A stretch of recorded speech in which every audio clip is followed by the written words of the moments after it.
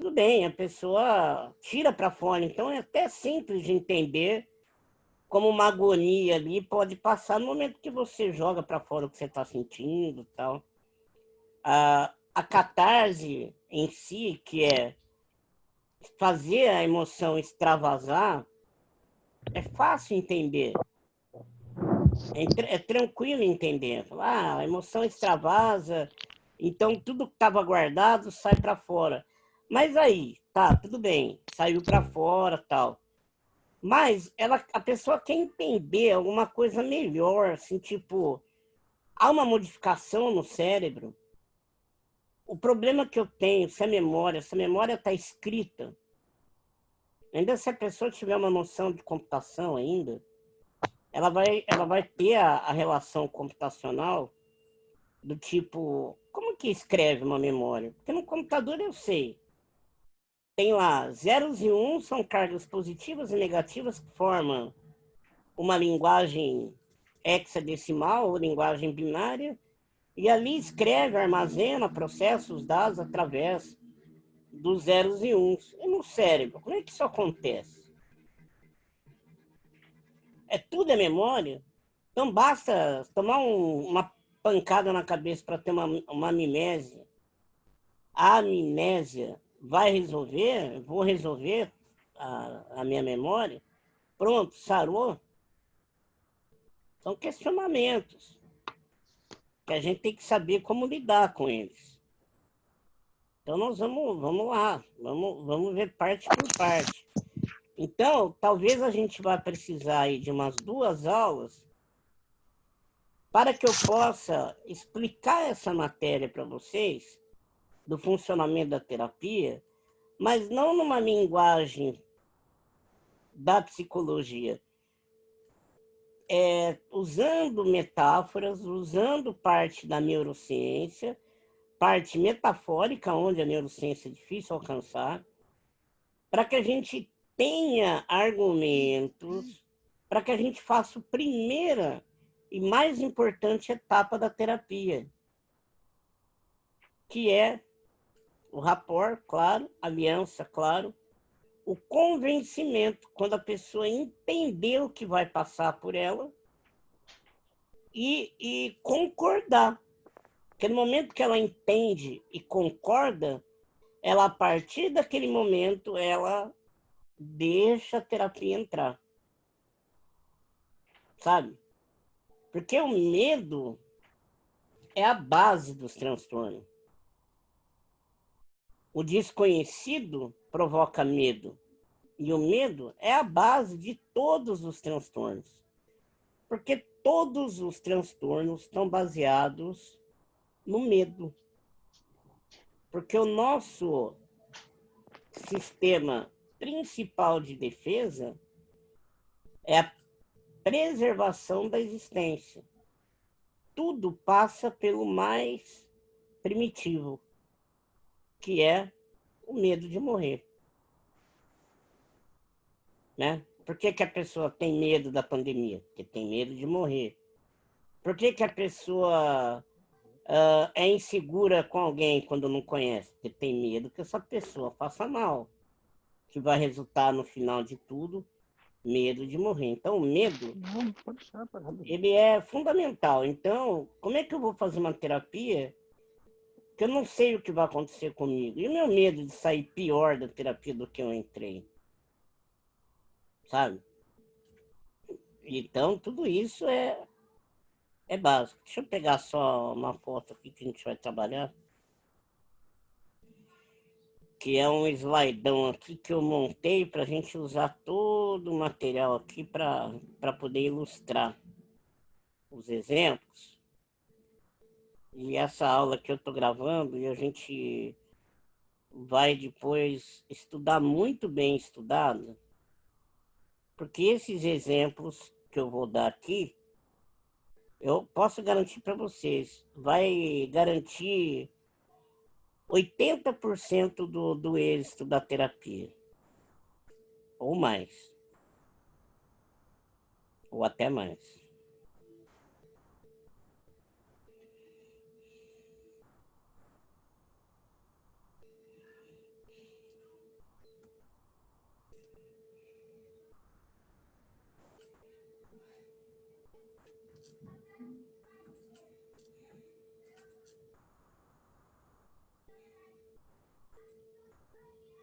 Não, peraí, que eu abri errado.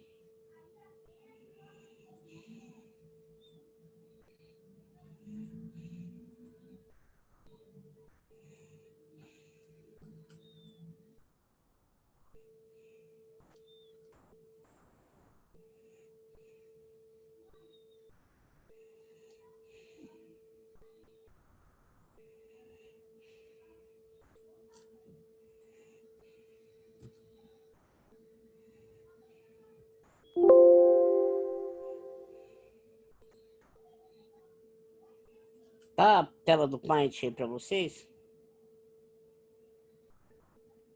Sim. Ok. Sim.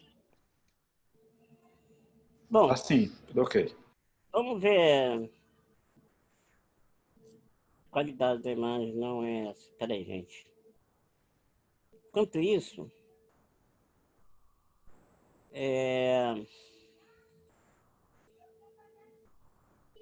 peraí.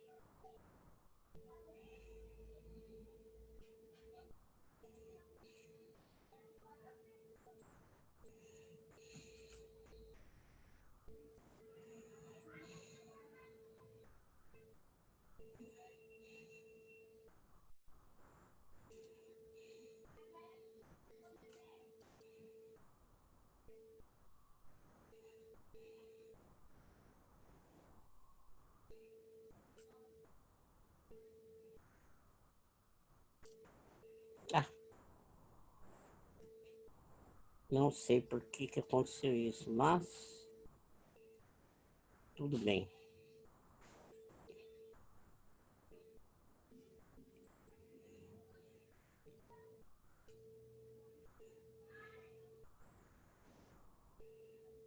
Estourou a resolução da foto. Bom,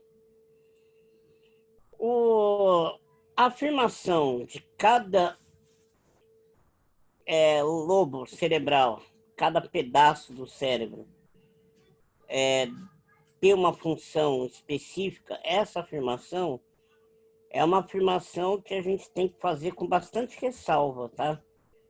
Porque o cérebro, ele é holístico. Ele trabalha de forma sistêmica e holística. Porém, você tem regiões de predominância neuronal, de predominância de função neuronal, ou seja, uma determinada região ela tem uma parcela principal para uma determinada função. Porém, afirmar categoricamente, como um e um são dois, que cada lobo cerebral tem uma função específica, é uma afirmação que tem que ser feita com ressalva, porque eles podem, diferentes setores do cérebro, assumirem funções diferentes entre uma pessoa e outra, a localização não ser exata, alguém desenvolveu um potencial num local diferente de uma outra pessoa, então não é uma ciência tão exata assim, mas só para facilitar o entendimento, vamos ter como base que cada região cerebral, cada lobo cerebral tem a sua função. Então, basicamente, o lobo frontal, ele tem a tomada de decisão, tá? A tomada de decisão, o aprendizado intelectual, aquilo que a gente processa em tempo real agora, ou aqui agora, está tudo no lobo frontal, tá? O lobo parental, uma das funções, além de toda a memorização, memória da fala, as áreas motoras, está tudo no lobo parental.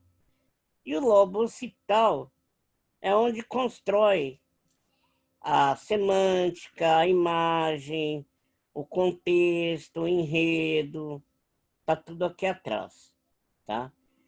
Aí nós temos uma coisa importante no cérebro, que é o hipocampo. que é essa região aqui, ó. Ela chama hipocampo porque ela parece um cavalo marinho deitado, tá? Todo o processo de memória permanente, temporária, memória de médio, longo prazo, tudo é gerenciado pelo hipocampo.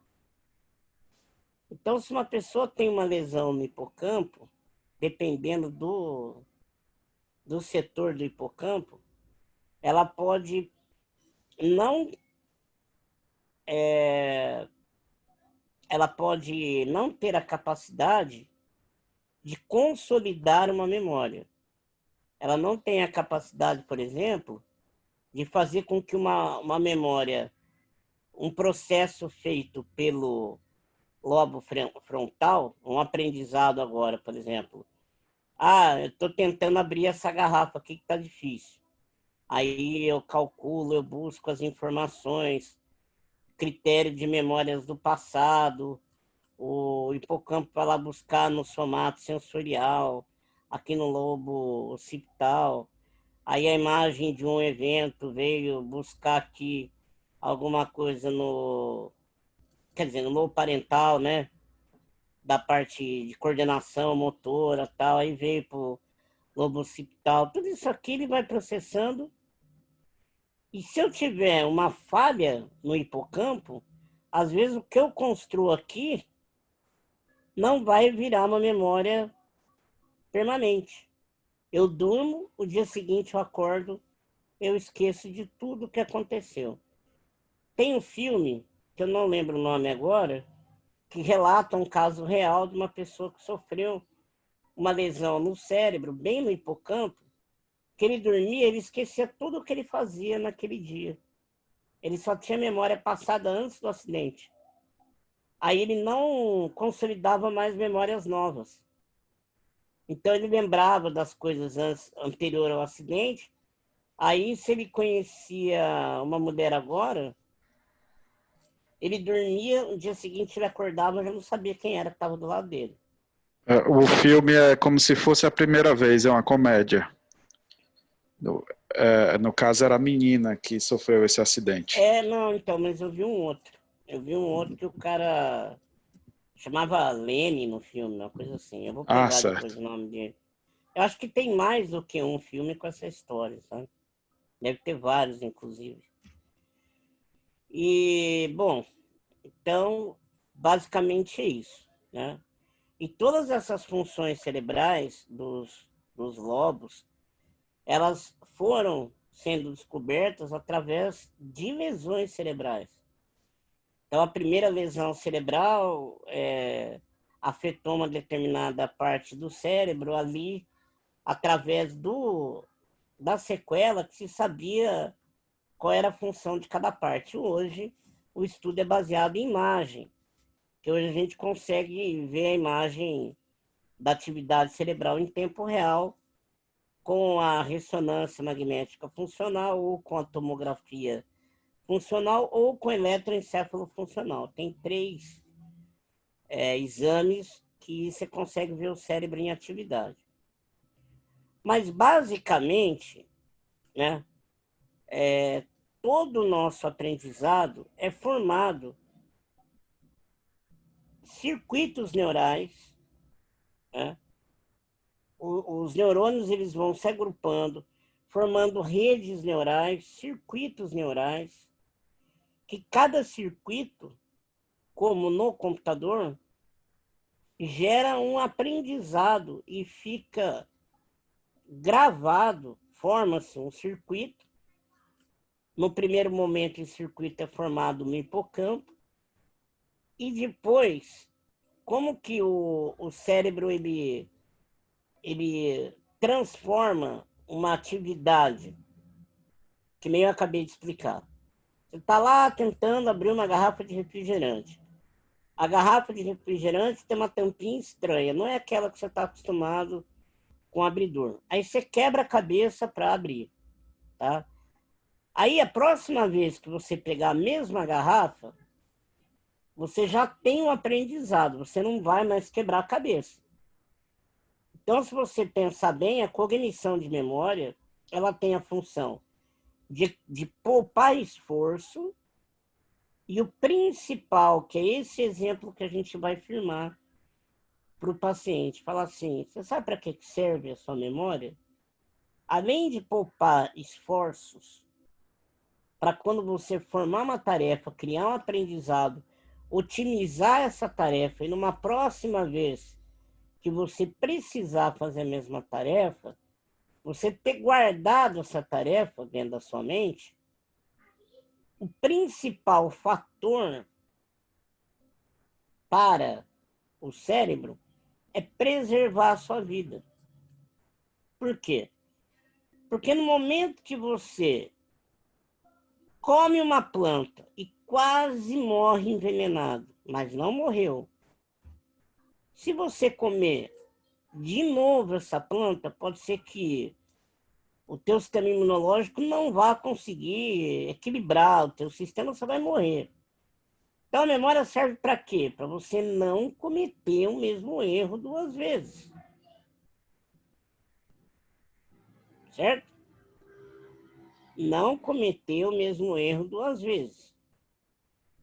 Então, essa memória, para que você não cometa o mesmo erro duas vezes, ela fica permanente. E como que eu sei que um aprendizado que eu tive, ou um evento no qual eu vivi, ou algo que aconteceu comigo, vai virar uma memória para sempre, ou é algo que eu vou esquecer? Como que a gente sabe, né, que tipo de situação se torna uma memória permanente? Alguém sabe? Como que o cérebro escolhe algo para poder consolidar na memória permanente? Eu acho que é André Thiago que tá falando. Fala. É através do hábito, tipo o que aquele livro O Poder do Hábito fala, da repetição. Exato. Uma das coisas é a necessidade da demanda repetida. Exemplo, você tem um número de celular, você vai ligar várias vezes. Então, o cérebro entende que há uma necessidade de memorização por uma repetição. Isso é um dos fatores, mas não é o principal. Isso é um dos fatores. A emoção também, André? Emoções. Muito bem. O interesse. Através Exatamente. do medo, não é? Exatamente. Então, é aquele mecanismo de preservação da espécie que o cérebro tem que favorecer. E quem é que regula isso? Aí a pessoa, você vai explicar para ela que no teu cérebro tem uma glândula, que tem o mesmo nome praticamente daquela que você tem na garganta. E ela tem a mesma função, eu nunca tinha parado para pensar nisso, tá? Mas ela tem a mesma função de proteção que a da garganta. Que a amígdala que a gente tem, né, entre a faringe, ela tem a função de quando há um ataque imunológico, ela fecha para impedir que a entrada de novos ataques bacterianos ou novas infecções virais. Ela fecha, a amígdala fecha. E a amígdala cerebral, ela também serve como mecanismo de sistema de proteção, é um alarme, tá? Então aqui, ó. Da garganta agora é tonsila. É o quê? Pela nova, a tonsila, pela nova nomenclatura da anatomia humana. Ah, é? Por que mudou o nome? Mudou a anatomia, mudou várias coisas. No Talvez joelho. É para não confundir, né? Porque a amígdala é a do cérebro e da garganta é tonsila. Tá. Eu nem sabia. Bom. André. Oi. A imagem tá pequena. Tá normal assim? Quem tava na tela grande aí ficou em dúvida. Tá pequena. Deixa eu abrir de novo. Não mudei nada não, mas eu vou abrir de novo. E agora? Não, apareceu nada não. Tá do mesmo jeito. É estranho. Eu não Tá sei pequeno se para dos todo outros mundo? colegas tá desse jeito aí. Aqui tá a mesma coisa, André. Tá pequeno ou tá grande? Não, mesma coisa tá padrão, o tamanho tá normal. Não, aqui tá ok, tá normal. A Ah, imagem é porque tá numa resolução ruim, aí quando amplia. então, eu não sei, eu salvei ela, mandei ela por e-mail, que eu trabalhei imagem no outro computador, não sei porque que eu tô abrindo nesse e estourou a resolução. Tava boa a resolução, tá com texto, tudo. É porque você deve ter passado ela pelo WhatsApp, aí ele reduz a qualidade da imagem. Pelo que eu estou vendo aqui, o nome da imagem está o DETS app, imagem 2020-629. Deve ter sido isso. Pior que é verdade, cara, eu esqueci desse detalhe. Mas vamos lá, dá certo, tá dando certo. Pior que é isso mesmo, viu? Bom, então vamos lá. Então vamos supor, tá, que o sistema límbico, que é o sistema de proteção máximo nosso, né? Que é o nosso alarme cerebral. Então, o que o sistema límbico faz? Vamos supor, tá, que ele... Bom, aqui tem os sentidos principais que estão ligados com o sistema límbico, que é a visão, o olfato, a audição ou o paladar, tá? Então, isso aqui é o principal para ativar o sistema límbico. Mas, pela hierarquia de quem tem a prioridade, a prioridade fica entre a visão e a audição. Mais a visão ainda, tá? Então, normalmente, qual que é o caminho que vai percorrer? Vamos supor que você avistou algo que na sua memória já é conhecido como algo que te coloca em risco. Aí você tem a visão, ela passa pelo sistema e o primeiro contato que tem aqui é com a memória mais profunda, que é que fica próximo da amígdala. Que é aqui que fica próximo às amígdalas, né? Imagina que aqui é o neocórtex, né? É a parte mais nova do cérebro. Nessa parte aqui de cima, não fica as coisas terríveis. Aqui fica só as coisas principais. Por quê? Porque as terríveis, elas ficam próximo da amígdala, que é a que vai disparar. A amígdala ela vai disparar uma sequência de hormônios que já vem aqui para o cerebelo, para o tálamo, desce pela medula, para preparar a pessoa, para ela ter a melhor versão dela. A melhor condição física em poucos minutos, tá? Aí aciona o exército, né? Aqui, ó. Aqui é a fotinha do exército. Então, aciona o exército, né? Tá aqui, tá os militarzinhos aqui. A hora que estourou a amígdala cerebral, ela acionou o exército. Aí o exército vai preparar a pessoa para a guerra. Para ela correr, para ela fugir, para ela lutar. E ainda que é muito interessante que o ser humano não perdeu o fator primitivo do congelamento, tá? Que é quem lembra que eu expliquei sobre aquela paciente de nome Cristina, que ela teve um burnout, que ela congelou. É uma histeria, que Freud falava dessa histeria do congelamento, que hoje a neurociência confirma, que é o resgate primitivo do congelamento. Porque os mamíferos primitivos, que não tinham a mesma cognição que o ser humano, se eles não conseguiam fugir, ou se eles não percebiam que a luta ia ser ineficiente, havia um fingir de morto, que a maioria dos predadores não querem comer carne morta. Tá? Então entra em estado catatônico e fica como se estivesse morto. Galinha tem muito isso, as aves. A galinha, quando ela vê o barulho do gavião que está descendo para atacar ela, para pegar ela se finge de morta. E o gavião já não pega mais, porque o gavião não quer carne morta. Então ainda tem esse negócio. Muitas vezes a gente tem relato de pessoas que se salvaram com o congelamento, com o freezing. Infelizmente, né, mulheres em situação de estupro, o estuprador ele não quer uma pessoa desmaiada, uma pessoa que desfaleceu. Infelizmente, o tesão do estuprador é lutar com a mulher, né?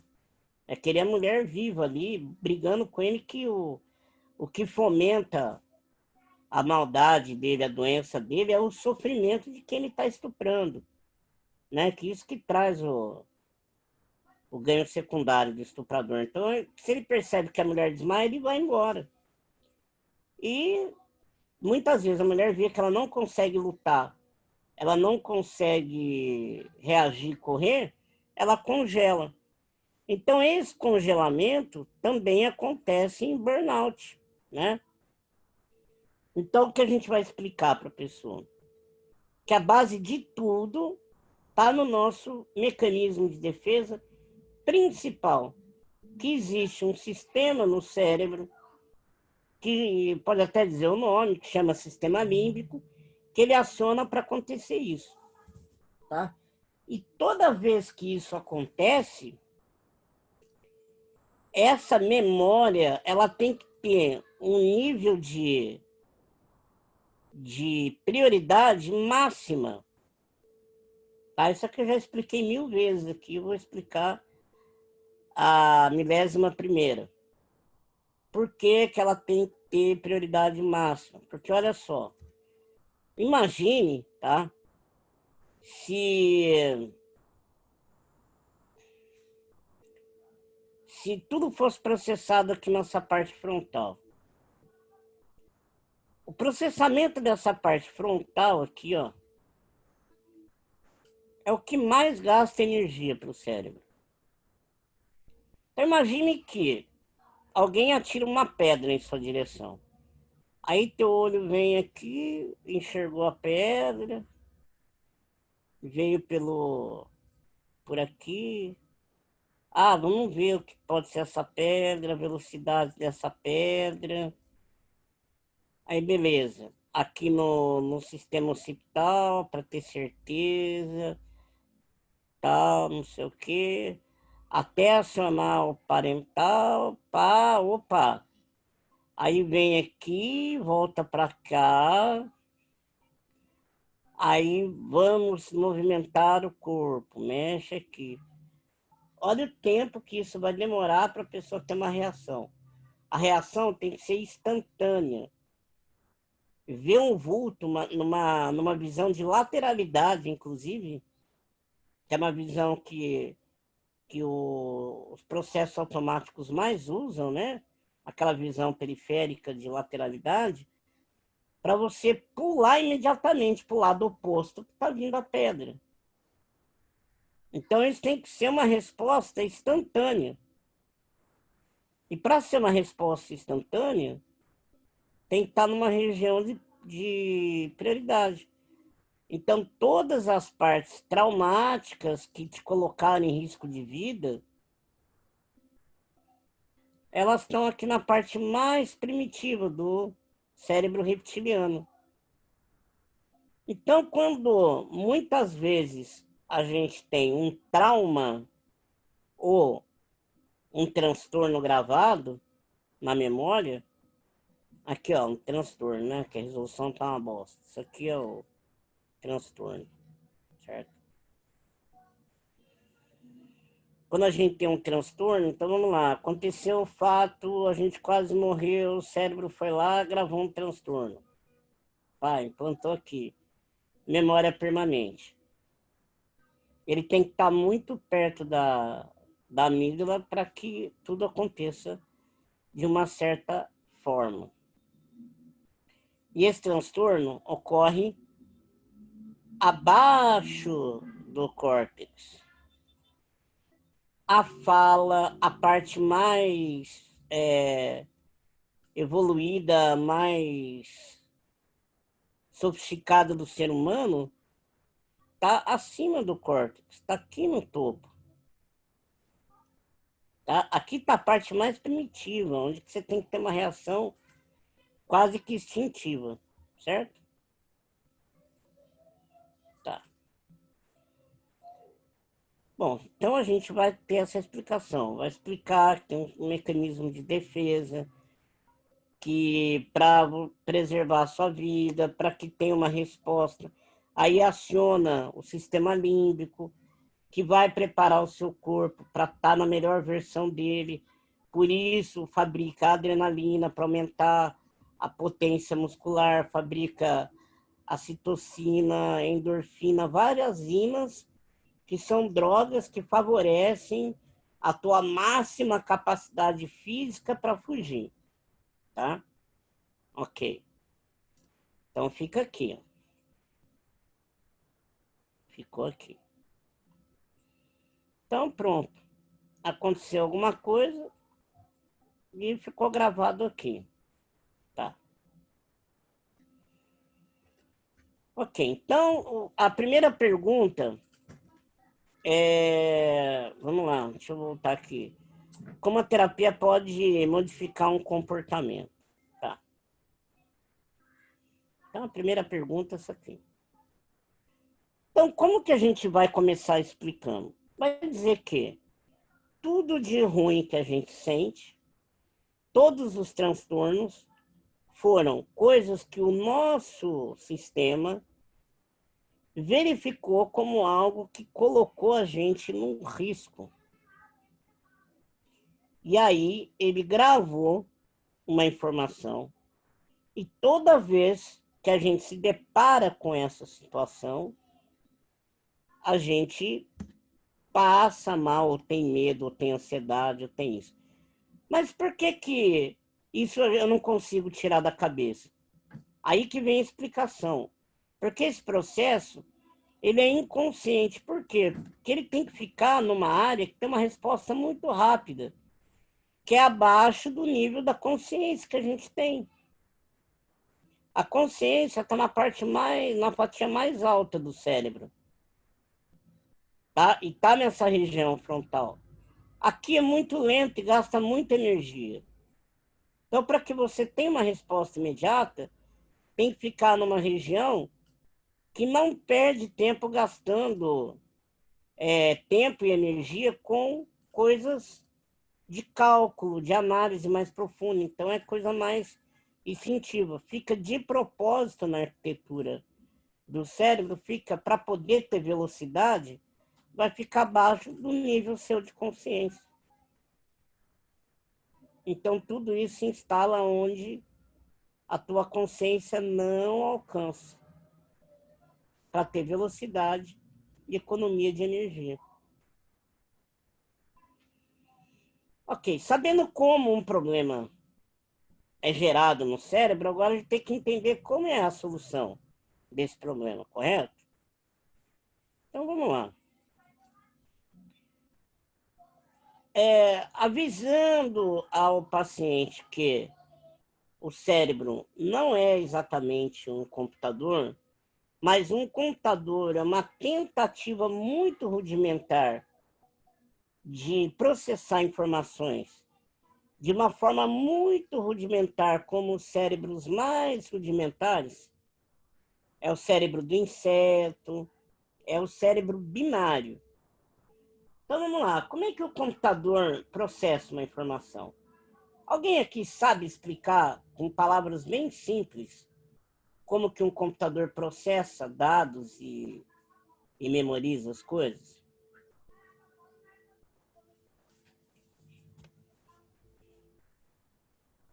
Tem gente aqui que eu sei que sabe e não quer falar, mas tá bom.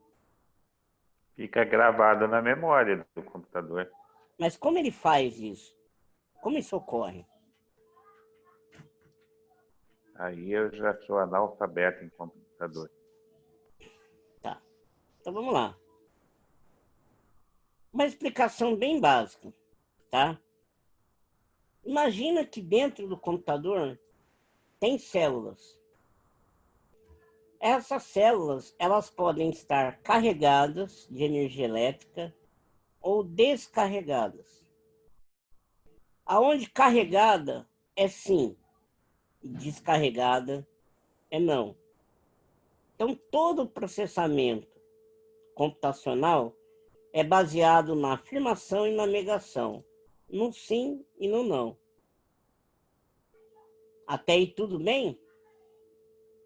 Entendeu para chegar? Tranquilo. Sim, tá aí tudo bem. Tá. Entendido. Então vamos lá. Como que o computador grava uma memória? Imagina que você conheça uma linguagem, né? Que é uma linguagem que as palavras são compostas por 8 caracteres e desses caracteres eles têm sim e não ou 0 e 1, tá? Então, por exemplo, as palavras não são formadas por sei lá quantas letras e sílabas. É só por sim e não. Ou seja, eu tenho 8 células, que elas podem ser diversas variações, onde pode estar a primeira carregada, segunda descarregada, terceira descarregada, a quarta descarregada, a quinta carregada, a sexta descarregada, a sétima descarregada, a oitava carregada. Então eu tenho uma palavra aí. Quando a primeira, a quinta, a sétima e a oitava estão carregadas, significa alguma coisa. Tá? Exemplo. A nossa escrita agora passa a ser binária, onde a gente tem 8 lâmpadas, tá?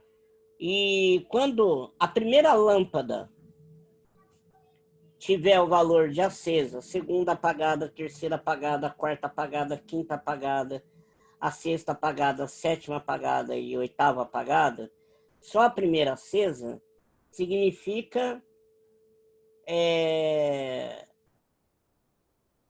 ligue o fogão, tá?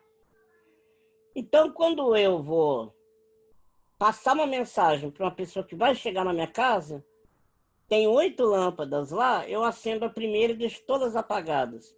A pessoa que chegar vai entender que dentro do nosso código isso significa liga o fogão. Aí quando a pessoa apagar, deixar todas apagadas não significa nada. Se eu deixar a primeira acesa e a última acesa e as outras 6 apagadas, só a primeira e a última, significa já liguei. Aí a pessoa vai embora, a hora que você chega está escrito lá, já liguei. Então todo o processo computacional é feito de uma linguagem binária que são 2 possibilidades. Ou é sim ou é não, é carregado ou é descarregado. O cérebro também trabalha assim, mas não de forma binária, tá? Mas também é dessa forma. É através de afirmativas e negativas, tá? E são cargas que também modificam, que geram uma frequência que a gente não sabe direito como é, mas que tem alguma coisa muito parecida com esse processo computacional, mas muito mais elaborado, e que a gente não entende ainda como é, tá? Então a gente vai explicar que o cérebro tem uma forma de processar a informação. E lá vai ficar gravado, ou seja, vai formar uma rede neural, vários neurônios vão formar uma sinapses, né? E vão se juntar no axônio, lá eles se juntam, que essa juntaiada forma uma escrita, que naquela escrita está contando todo o evento. Só que o evento traumático, ele tem uma informação muito simples, não é uma informação muito elaborada. de cheiro, cor, textura. Não. Pula para a direita ou corre, sai correndo disso. Aí vamos pensar numa linguagem computacional, né? Se visão lateral, desloca rápido, então pula. Então disparo límbico. Na hora que você vê uma visão lateral, puf, a amígdala dispara, você sabe que você tem que sair correndo. Então, todos os momentos que você passou por um trauma ficaram registrados em algum lugar abaixo do córtex, perto da glândula, que dispara o hormônio para disparar a melhor versão. Aí você pode até dar o exemplo para a pessoa daquele carrinho de corrida que tem nitro, né? Igual no filme, que o cara aperta nitro, o motor dá um. Fórmula 1 tem isso também. A amígdala é o botão do nitro. A hora que aperta, sai com tudo. Força máxima. Então, os traumas são baseados nisso. Todo trauma é baseado entre sim e não e medo de morrer. Tá? Isso é a construção de qualquer trauma. Como a gente vai saber lidar com isso? Vamos lá. Vamos falar as diferenças das abordagens. Tá. Primeiro, vamos falar que a gente vai trabalhar para a pessoa com a psicanálise. A psicanálise tenta, através de investigação, enxergar os fatores que poderiam ter criado esse mecanismo inconsciente de defesa. Através do quê? Da análise do comportamento e de experiências relatadas por diversas pessoas. Então, quando a gente estuda a psicanálise, a gente vai entender os mecanismos de defesa que vão trazer uma noção para a gente em que momento ou por que construiu esse mecanismo. E aí, através da investigação, nós vamos trazer uma consciência, essa é a teoria do Freud, tá? Você traz uma consciência e como o cérebro e todo o sistema biológico do planeta, do universo, ele foi projetado para sempre buscar o equilíbrio. Então, por exemplo, se você tem um excesso de uma coisa no organismo, você vai ter uma outra atividade para diminuir e restabelecer o equilíbrio. Então, no momento que você descobre onde está a origem do transtorno, o teu cérebro vai buscar o que a psicanálise chama de elaboração, que é a retomada e o restabelecimento do equilíbrio. Isso também a partir das catarses, né? Quando você provoca uma catarse, você busca uma sensação, uma emoção, uma lembrança, que ela vem à tona e esse despejamento de emoção pode trazer um alívio de algo que ficou paralisado lá atrás, te incomodando. Mais ou menos assim que a psicanálise faz. A terapia comportamental cognitiva, o que ela faz? Ela busca entender, na parte comportamental, o que desencadeia o seu transtorno. Não é buscar a origem do transtorno, mas entender o que faz, qual é o comportamento que o indivíduo tem que aciona aquele determinado transtorno. Tá? Promove a conscientização e, através de estratégias comportamentais, gera estratégia para fazer desvio das vias esburacadas. Então, mais ou menos assim. Tem um caminho que você segue, que esse caminho tem muito buraco. Então você descobre as ruas que estão esburacadas e cria novos caminhos que é para não cair nesse buraco. Então, a gente busca, através do comportamento, estratégia para não fazer a pessoa cair. Não resolve o problema, sim, mas diferente da psicanálise que busca lá na raiz, a terapia cognitiva comportamental, ela busca, através do entendimento do comportamento, estratégia para evitar o confrontamento com o problema. E qual é a parte mais nova da psicologia?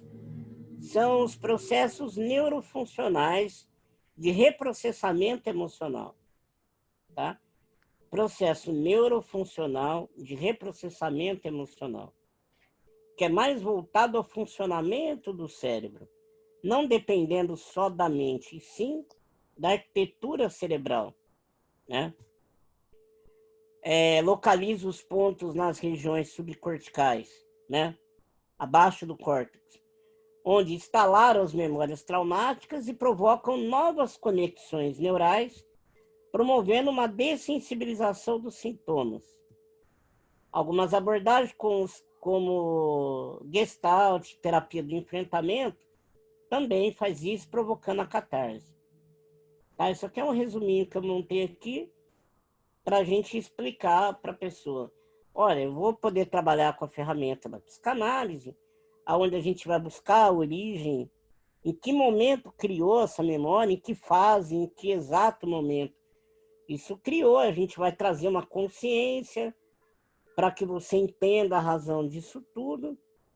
Aí, através do seu comportamento, a gente vai buscar estratégia para evitar esse confrontamento.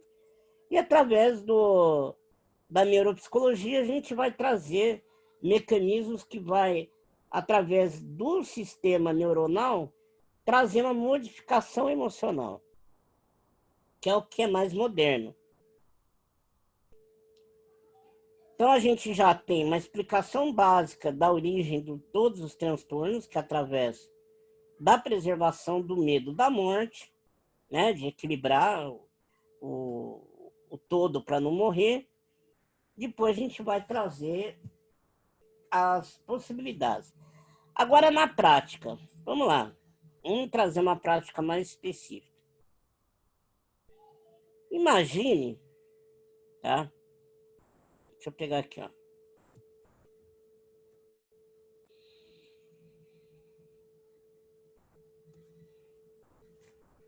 A gente sempre tem que falar para a pessoa que o cérebro ele é muito mais elaborado que o computador é binário, o cérebro não é binário, ele não é algo assim, mais ou menos, que a ciência imagina que é o quântico, né? Que é algo que vai modificando o seu comportamento de acordo com o estímulo e coisa e tal. Mas só para que você possa entender, paciente, imagine que o seu computador fosse quer dizer, que o seu cérebro fosse um computador muito sofisticado. Então, como que a gente transforma os seus sentimentos? Então, vamos lá.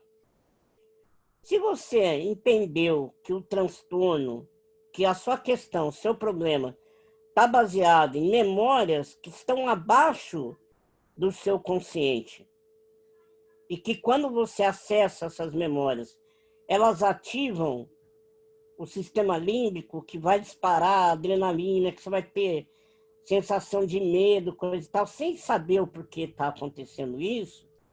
Você concorda comigo? Ah, concordo. Então é uma memória que está escrita, mas que você não acessa, certo? Beleza. Então vamos imaginar uma situação aqui, ó. Só para fazer de conta que o seu cérebro fosse um computador.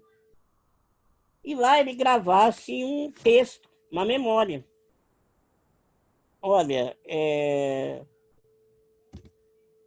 fui assaltado antes do assalto. Estava com a barriga cheia, sentir. Peraí.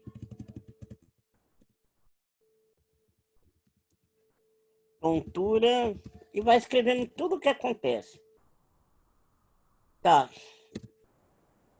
O assaltante era magro, alto e cheirava suor. Tinha boné.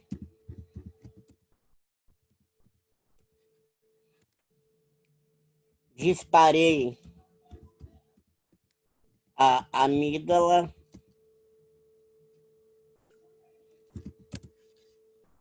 Saiu errado aqui, deixa eu corrigir. Amígdala e me caguei na calça.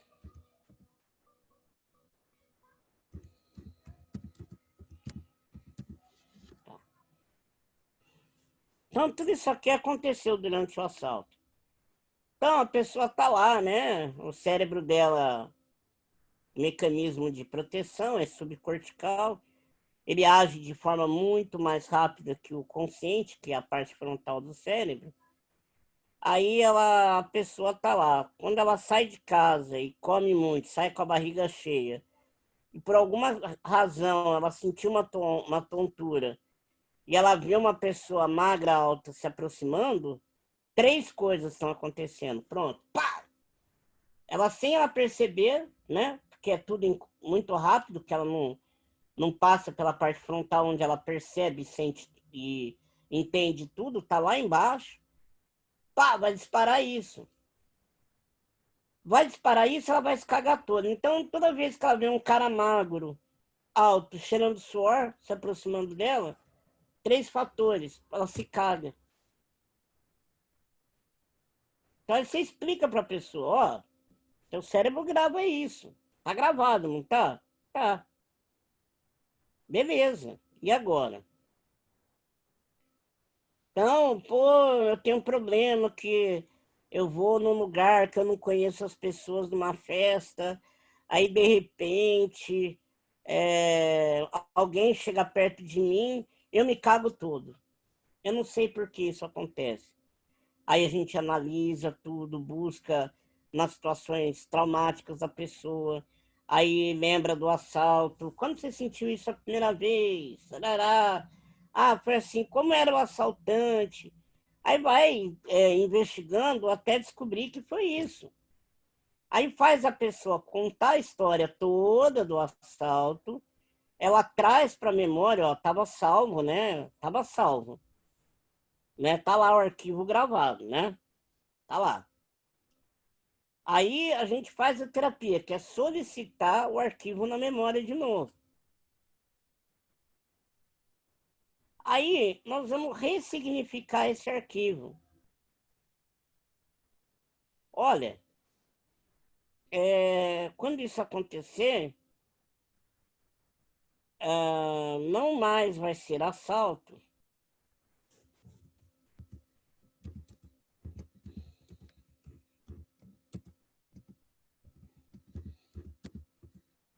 E você pode ficar em paz.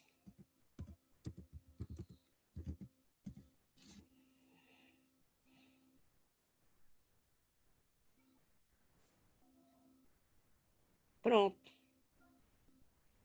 Agora você tem uma memória que foi modificada. Mas como que isso acontece na terapia? Por que isso acontece?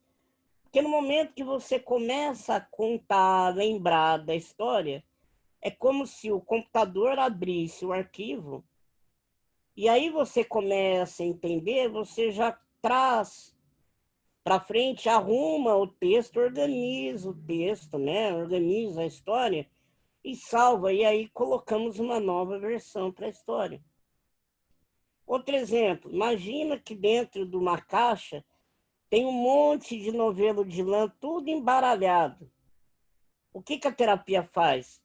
Contando, conversando, analisando e pesquisando, a gente vai procurando os fios da ponta de cada meada, enrola certinho e guarda os novelos de lã na caixa, tudo arrumadinho, para não ficar mais embaralhado. O que está acontecendo com a pessoa que está passando por esse processo todo de explicação? Você está convencendo, né?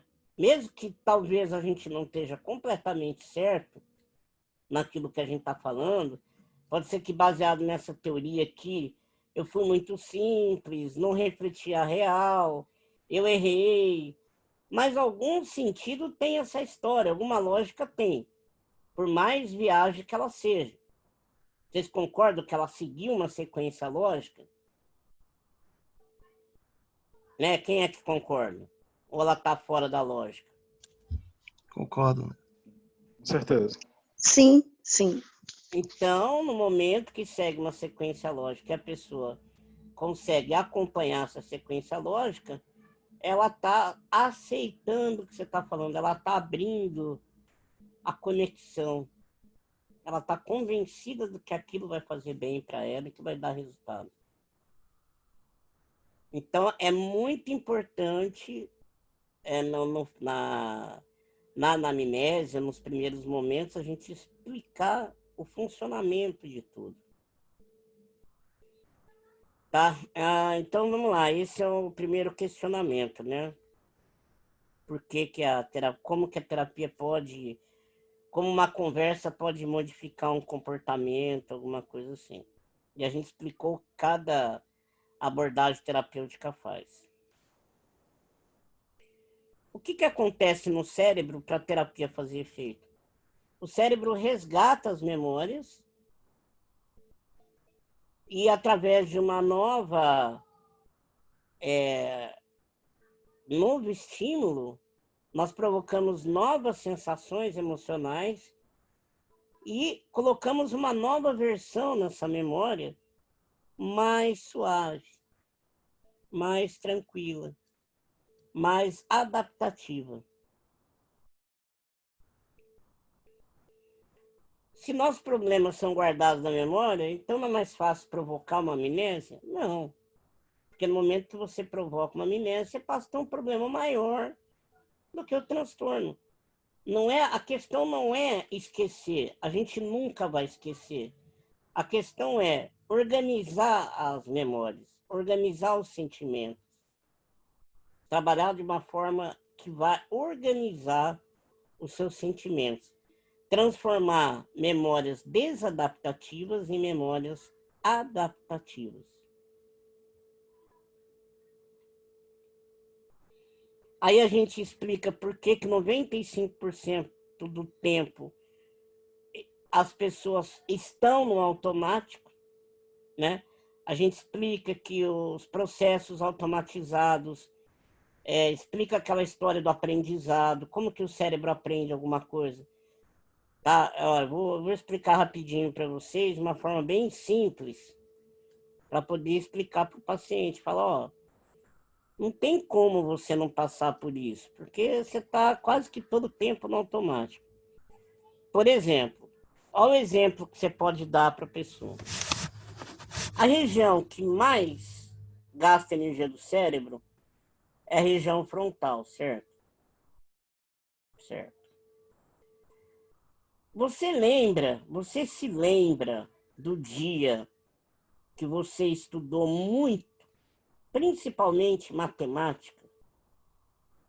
Você lembra o dia que você estudou muito? A pessoa vai falar assim, eu lembro. Você lembra como você ficou cansado? E você não fez esforço físico nenhum? Se eu te falar que esse órgão, o cérebro, de um modo geral, principalmente a parte da frente do teu cérebro, o cérebro é o órgão que mais gasta energia do seu corpo. E a parte frontal é a que mais gasta energia do seu cérebro. Imagine se tudo que a gente fizesse o dia todo tivesse que ficar processando igual estudar matemática. Imagina andar pensando em cada detalhe do aparelho locomotor. Imagine pensar em cada contração muscular, em cada ponto que o pé pisa no chão. Imagina ter que fazer tudo de forma consciente. Imagine como a gente ia gastar energia. Imagine como seria tudo muito lento. Dá para ter uma noção, né, gente? Que é impossível, não é isso? Exatamente.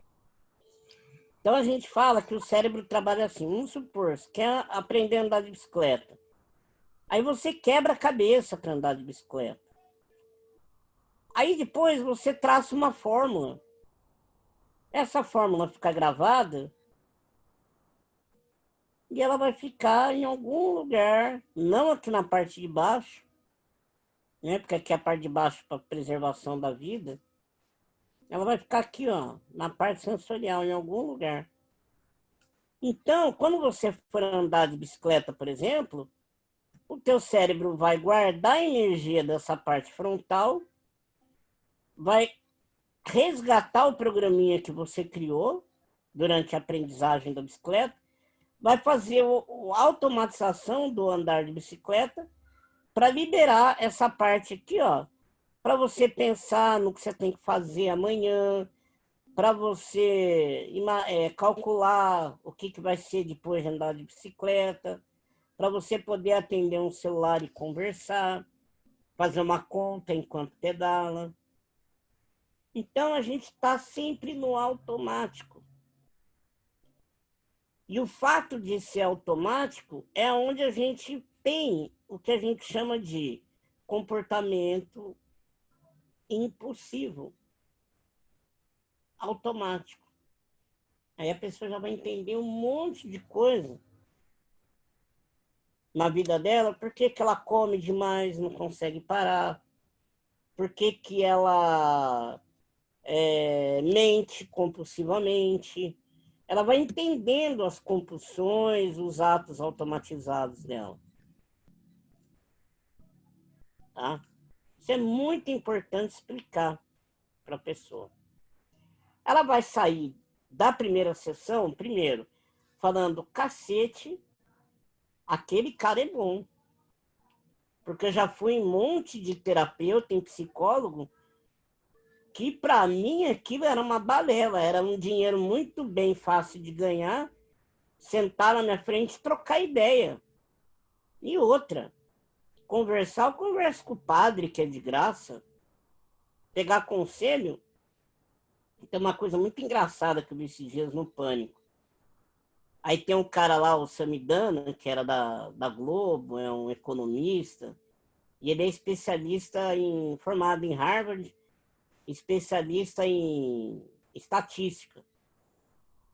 E ele criou um modelo para tentar entender o pico da pandemia, aquela coisa toda. Aí ele começou a acertar no começo, mas tem um ponto lá, né?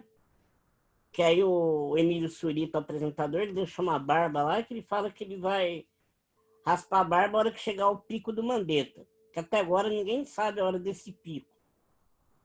Pico do Mandetta. E aí ele chegou para o Sami e falou, Sami, cadê o pico que você... Não, é porque teve outros fatores. Aí ele perdeu a paciência na zoeira. Falou, cara, seu pai e sua mãe gastaram uma grana para te mandar para Harvard para estudar lá nos Estados Unidos. Você acabou com o dinheiro da família. E agora você está dando palpite. Palpite eu vou lá no Bexiga, naquele boteco que fica os velhos italianos, e vão pegar palpite dele, que eles falam gritando, balançando a mão e dá palpite.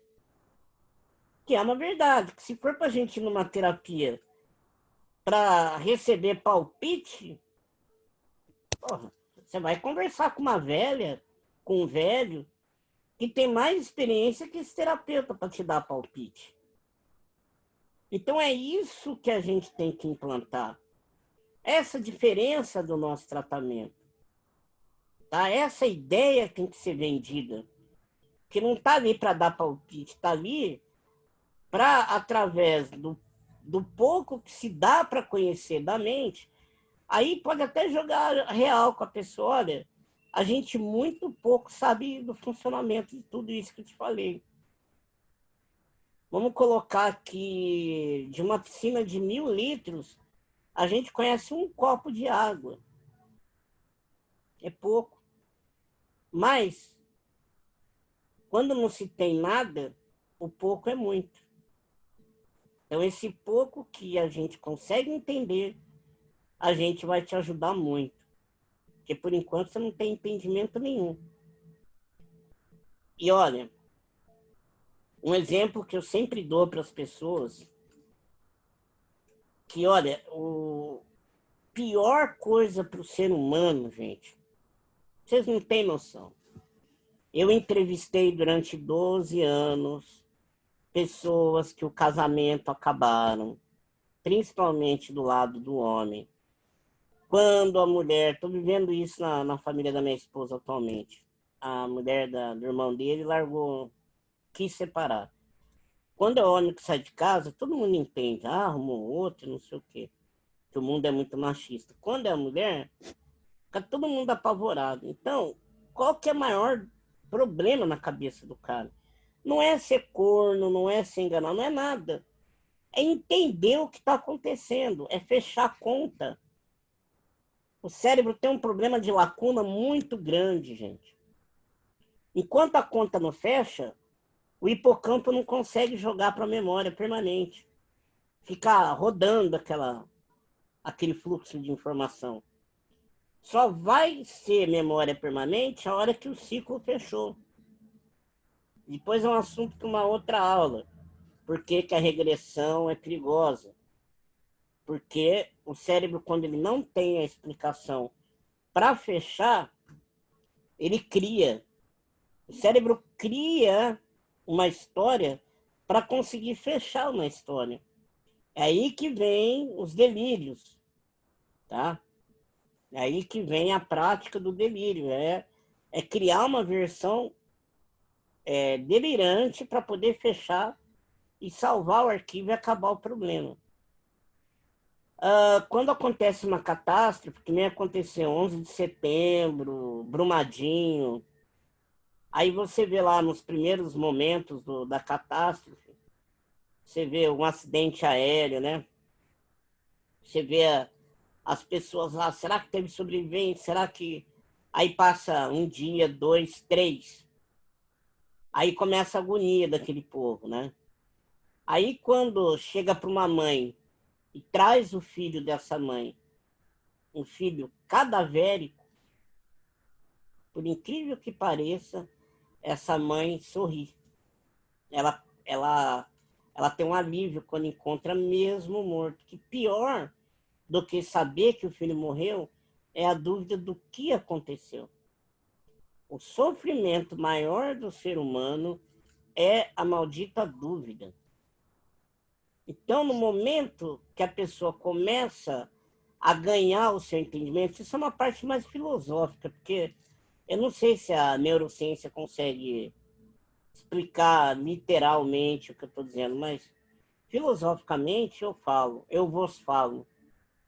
O maior transtorno é a porra da dúvida. Então, se a gente consegue dar uma teorização para a questão, a gente já está tirando o maior problema.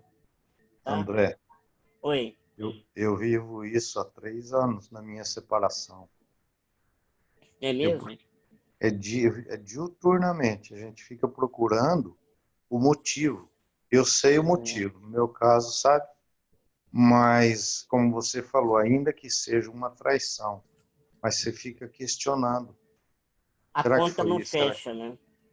Não, eu sou um exemplo vivo disso.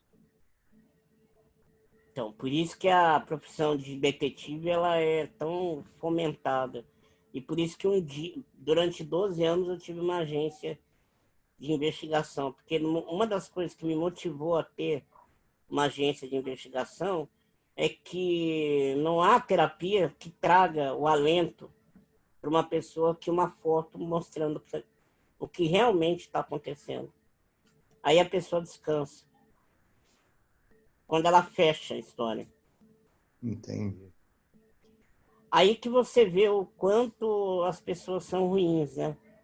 Porque vamos supor, se você tem um dos lados da história que traiu você e não te falou a verdade, e já está separado, sabe que não vai voltar, custa falar a verdade para a pessoa, por pior que seja.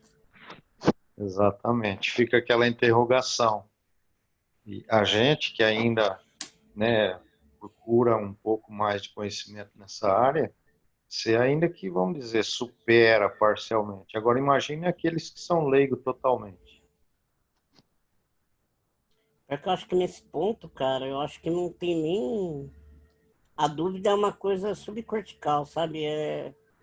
Por mais que você possa criar suas versões, ela sempre continua martelando. Você pode criar... Por exemplo, chega um momento que você pensa assim, não é isso, é isso. Aí você fica bem 1, 2 dias. Aí depois vem uma outra possibilidade na tua cabeça, você volta a pensar tudo de novo, refazer a história inteira, sofrer tudo de novo, e começa e vai naquele ciclo.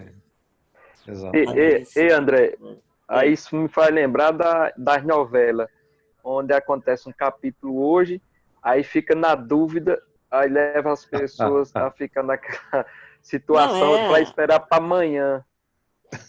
Uma das coisas que o neuromarketing utiliza é a escassez. Às vezes, quando eu brinco com vocês no grupo, falo assim, pessoal, vou ter uma novidade e tal, dou 2 dias para vocês darem uma remexida na cabeça.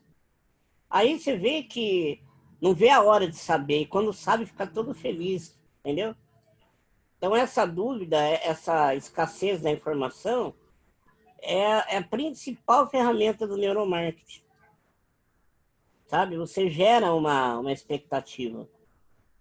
Aí, vamos supor, você chega para a pessoa e vamos supor que a pessoa cai numa loja e quer comprar um carro. Aí você lança assim, putz, cara, eu tô para receber uma promoção. Que essa promoção... Mas o que é? Que promoção é essa? Eu não posso falar agora. Não posso. Não, fala, pelo amor de Deus. Não posso falar. Mas eu não sei se eu vou conseguir, mas se eu conseguir... Aí a pessoa fica naquela, né? Aí o cara te liga e fala, olha, eu arrumei 2 tapetes de graça para você. Então segura que o carro é meu. E tapete podia dar os 4 de graça, entendeu? É a arte de enganar a venda. André, Thiago. Fala, Thiago. Você falou em relação à regressão, né? Aí, semana passada, um conhecido tem problema de gagueira. O psiquiatra dele sugeriu a ele fazer essa regressão. Aí eu queria saber a relação. Você falou aí que é perigosa. Olha, a gagueira, para curar com retorno à causa, ela tem que ter um evento que provocou a gagueira. Estou trabalhando com um aluno aqui de uma menina que é paciente do aluno de supervisão, que ela é gaga. Só que ela é gaga desde o aprendizado da fala. Tá? Ela já criou a circuitaria da fala, toda a programação da fala neuronal, com aquele padrão de gaguejamento. Ela não tinha uma fala fluida e aconteceu um episódio que a partir daquele episódio ela gaguejou. Quando é assim, você retorna à causa que cura. Nesse caso, a regressão que ele sugeriu seria interessante? Se tiver um evento que provocou a gagueira. Mas o perigo que você falou da regressão agora? Não, nesse caso não. É porque assim, vamos supor que eu tenho um caso que eu ajudei um garoto que quando ele tinha 7 anos, o menino fanático por futebol, por conta do avô. O avô dele foi um alfaiate mais conhecido aqui na cidade. Tem uma confecção de terno, super chique, que faz para casamento e tal, beleza. Aí esse avô dele teve um dia lá que a boss com o menino. Pegou o menino na casa dele com 7 anos, levou ele para feira comer pastel que ele adorava, levou ele para o estádio que viu o jogo da Ponte Preta. Saíram, passearam, comemoraram que a Ponte ganhou. Aí o menino foi para casa do avô, o avô, nossa, o vovô tá com uma dor, deu um cansaço, só deita aqui no meu colo, vovô. O vovô deitou no colo e morreu de infarto fulminante. E esse menino foi gritar para chamar a avó dele. E a voz não saía. A partir dali, ele só gaguejou. Tá uma gagueira pós-traumática. É o caso dele, esse aí. Tá. Aí, nesse caso, eu fiz uma regressão com ele. Aí eu trouxe à tona a situação, dessensibilizamos a cena, e aí ele fez por hipnose. Aí logo que voltou, ele voltou sem gaguejar, ele se conscientizou que era realmente emocional, aí ele ficou alguns dias sem gaguejar, eu fui muito sincero com ele, falei, essa gagueira pode voltar, bastou você se ver numa situação de aflição, isso pode voltar, aí nós vamos repetir numa outra estratégia, e pode ser que a gente tenha que reforçar essa hipnose muitas e muitas vezes. Então, não se frustre se ela voltar. Que o principal fator quando você vende qualquer produto, até uma terapia, que não deixa de ser um serviço que você está vendendo, você tem que falar todas as possibilidades, inclusive as ruins. Sim. Para a pessoa não ter frustração. Sabe? Quando você vende uma coisa, você fala, ó, isso aqui pode acontecer, mas quando você tem garantia, esse produto, às vezes acontece isso, mas se acontecer, fica tranquilo que eu troco. Porque daí, quando acontece, a pessoa fica sossegada, fala, não, o cara disse que podia acontecer mesmo, e ele vai trocar para mim. A mesma coisa na terapia. Aí o menino voltou mais 2 vezes, depois nunca mais ele teve problema. Entendeu? Então, nesse caso, realmente funciona, é muito eficaz, mas tem que ter certeza que essa gagueira foi pós-traumática. Senão, tem que criar uma outra estratégia para curar. A técnica seria da hipnose? Existe regressão de várias formas. O Bright Spot pode ser feito também nesse caso? Pode ser feito como regressão, que é buscar a sensação da gagueira ou do evento, que se ele sabe qual foi o evento traumático, esse evento ele tem na memória consciente, ele sabe que foi a partir daquele evento, então a gente busca a memória da sensação, né? Acha o ponto ocular onde tem a sensação, depois desloca. Então a gente tira aquela circuitaria, faz uma nova conexão, né? Cria novas sinapses, novos caminhos para o cérebro correr. Resolve. Pode ser feito através da hipnose. Hiperfoco, volta para o momento, e como a hipnose consegue dar sugestão e fazer viver aquilo que o hipnotista está indicando para que aconteça, aí nós recriamos a história, deixamos a história mais adaptativa, aí pronto, também acontece o mesmo processo. Aí é um reprocessamento neuroemocional, ou através da evocação da memória e a modificação da emoção, ou através do processamento neuronal, a modificação emocional. Ou é de um lado ou é de outro, os dois funcionam. Entendi. E explicar também essa sistemática para ele, acho que é importante também, né? Muito. Ele tem que entender, cara. O segredo da coisa é a pessoa entender o processo. Entendi. É muito importante isso. É muito importante. Principalmente nos dias de hoje. Hoje a gente vive uma civilização que você tem que matar a cobra e mostrar o pau. Não adianta só matar a cobra. Entendi. Entendeu? Obrigado, André. Bom, então só vou fazer um resumo, que a gente vai continuar revendo isso amanhã. Então, a primeira etapa da psicoterapia breve é pedir para que a pessoa conte o que trouxe ela aqui, o que te traz aqui, deixa ela contar. Depois, pergunta para ela se ela sabe como funciona a terapia, o que, que acontece, por que, que acontece. Explica tudo isso direitinho. Cada um tem uma maneira de explicar. Eu tenho a minha, vocês criam a de vocês. Vamos assistir a aula, vamos pegar pontos mais importantes, pesquisar, montar a nossa didática para explicar. Ok. Aí a gente vai começar a investigação, que é através da anamnese, baseada nas premissas psicanalíticas e também na teoria da terapia comportamental cognitiva focada no esquema, que é a terapia do esquema, que é um questionário que, resume muita coisa, do Jeffrey Young. Beleza, a hora que a gente tem o objetivo, tem o entendimento, começa a investigação, cria uma teoria sobre o que desencadeou o transtorno, passa essa teoria para o paciente. Provocamos um enfrentamento e um processamento, uma negação ou uma aceitação. O paciente provoca nele pensamento, ele aceita ou ele reprova. Então a gente passa a teoria esperando que ele vá reformular essa teoria. Aí pronto, ele reformulou, ele aceitou parte, outra parte ele mudou.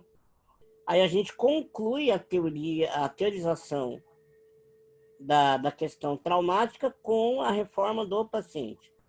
Temos a teoria, vamos trabalhar o reprocessamento através do conhecimento psicanalítico, através de algumas estratégias comportamentais, através das ferramentas de reprocessamento. Quanto tempo dura uma terapia dessa? Em torno de, no máximo, 22 sessões. O que muda da terapia terapia breve, né? Psicoterapia breve? Ela é passo a passo. Então, por exemplo, a primeira sessão, você não precisa conhecer nada. Você vai lá e faz a pergunta. A segunda sessão, eu vou te ajudar a montar o questionário e te ajudar a fazer só a primeira, que você vai ter que conhecer a dinâmica de como explicar isso para o paciente, para ele entender como vai funcionar a terapia. Aí você vem para mim com a demanda, falando, a questão é essa, essa, essa. Aí nós vamos montar a investigação junto. Você vai colher os dados, vai trazer para mim de novo. Aí a gente junto vai criar a nossa teoria. Aí você vai passar para o paciente, vamos esperar ele voltar, que ele vai levar para casa para pensar sobre aquilo. Ele volta, e sempre avisando ele que quem vai dar a palavra final vai ser ele, que a gente só está dando uma sugestão para que ele pense a partir dessa sugestão. Aí ele volta com o resultado final. Aí a gente vai criar maneiras de reprocessar isso. Aí cada sessão já vai com ela prontinha. Deu para vocês entenderem mais ou menos como é o mecanismo desse processo, desse protocolo, para supervisão e para praticar, gente? André, no caso, se for uma pessoa que